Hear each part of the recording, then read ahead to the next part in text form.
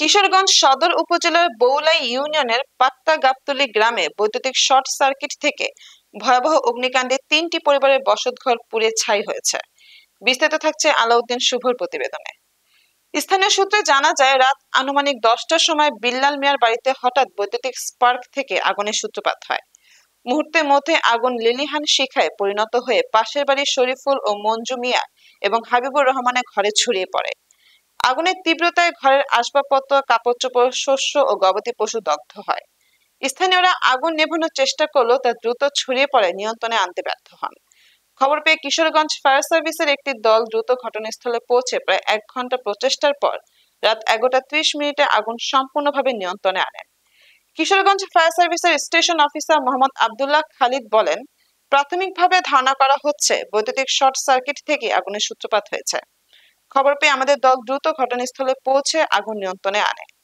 আগুনে 5 লাখ টাকার ক্ষয়ক্ষতি হয়েছে। অগ্নিকাণ্ডে 3টি বসতঘর সম্পূর্ণ পুড়ে ছাই হয়ে যায় এবং ঘরে থাকা 8টি ছাগল দগ্ধ হয়ে মারা যায়। পরিবারের সদস্যরা অল্পের জন্য প্রাণে বেঁচে যান। ক্ষতিগ্রস্ত পরিবারের সদস্যরা জানান, আগুনে লেলিহান শিখায় তারা কিছুই বের করতে পারেননি। চোখের সামনে ঘর বাড়ি, আসবাবপত্র, এমনকি গবাদি পশু সবকিছুই পুড়ে ছাই হয়ে গেছে। ফায়ার সার্ভিস কর্মকর্তারা জানান, ঘরগুলো ছিল টিন শেড ও কাঠের তৈরি এবং বৈদ্যুতিক তারের সংযোগ ছিল ঝুঁকিপূর্ণ।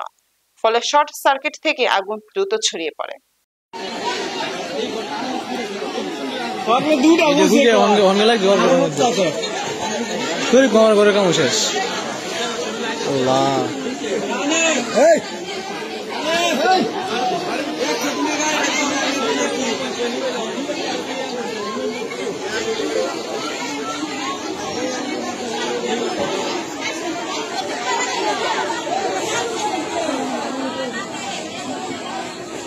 रात के कमानी बागों में उसी तरह के